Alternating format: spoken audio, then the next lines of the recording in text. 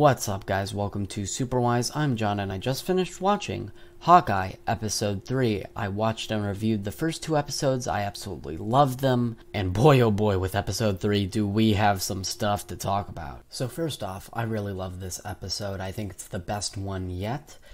Overall, it's just so much fun. It is action-packed. There is this huge action set piece in the middle of the episode with Hawkeye and Kate Bishop, and there's like this short little bit, and it's a one take, and I love one-shots, man. I love one-takes. They're so stylistically just amazing, and it was great here. Also, I loved during this whole action set piece, we got these really meta references to some of the dumb, funny arrows that Hawkeye has. Like, we got the Play-Doh arrow, we got the plunger arrow. Of course, we get that little Ant-Man reference with the Pym particle arrow, and Hawkeye shoots it at the other arrow, and we get this huge, big arrow landing on the car. That was sick. And everything that was great about the first two episodes is here. I love the banter and friendship of Kate Bishop and Hawkeye. I love that scene where, you know, when Hawkeye loses his hearing aid, he can't hear his child on the phone. It was heartbreaking.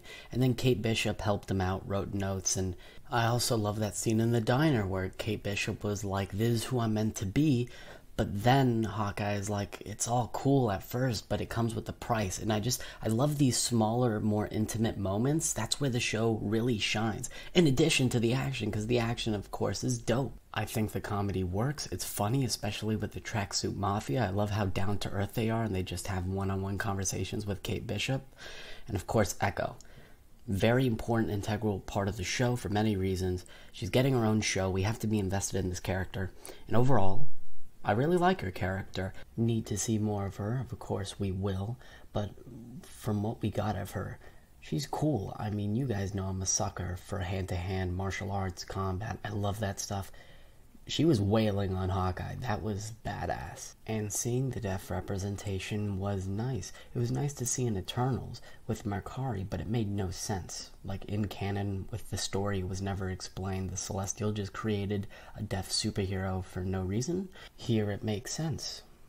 She's a normal human girl, and she just happens to be deaf. And seeing the sign language was all really cool. Okay, boys and girls, now let's talk about what we're all thinking about. The backstory. So we see her relationship with her father, which was nice, and Echo is training for martial arts, and then we get the name drop of Uncle, and then we see a mysterious man pop into frame, and he just chuckles. Guys, that's Vincent D'Onofrio's Kingpin. We already knew he would be in this show, but that tease just said it all. That is Kingpin. If you guys, like me, have been watching Daredevil religiously, you'll know that iconic voice. That's Vincent D'Onofrio. And later in the episode, we get just many teases of how Maya Lopez is not the head of this operation. Someone's on top of her. Someone else is the mastermind. That's more than likely Uncle Willy Fisk. And that's exciting. I cannot wait to see him back. Going to be very interesting to see how that fat suit and CGI mix will look. And, guys, I mean, last time we saw Vincent D'Onofrio's Kingpin was in 2018 Daredevil Season 3. Now we're getting him years later. It's insanity. It's insanity. And if he's coming back, then the rumors of Charlie Cox coming back in NoWayHome and She-Hulk, they are much more likely.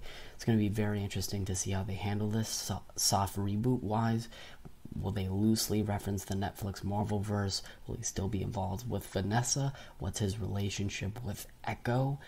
Like, it's going to be very interesting. I just really hope they don't Ralph Boner him, man.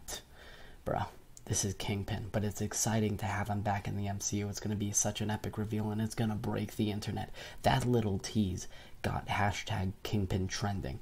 Imagine what will happen when we actually see him. Oh, God.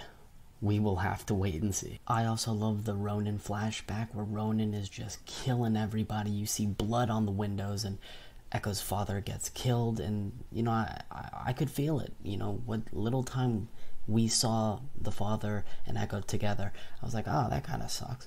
So it makes sense why she's after Ronin. That was a cool sequence. But with the tone of the show being a little darker, a little more grittier and down to earth and street level, I feel like Marvel Studios will do justice to Kingpin. And, wow, Kevin Feige, Feige's the man. He is the man. And then we get the ending with Jack holding the Ronin sword to Hawkeye's head. What's going on there? Is he really a bad guy? Is he working for Kingpin? Who knows? It's going to be very interesting. But I really, really, really loved this episode. Let me know what you guys thought in the comments down below. Kingpin, baby. For the people who said the Netflix Marvelverse was dead. Ooh, man. You better get ready. So, I love this episode. Please remember to like, share, comment, and subscribe. That will be all for me. Remember my catchphrase, guys. Stay super wise.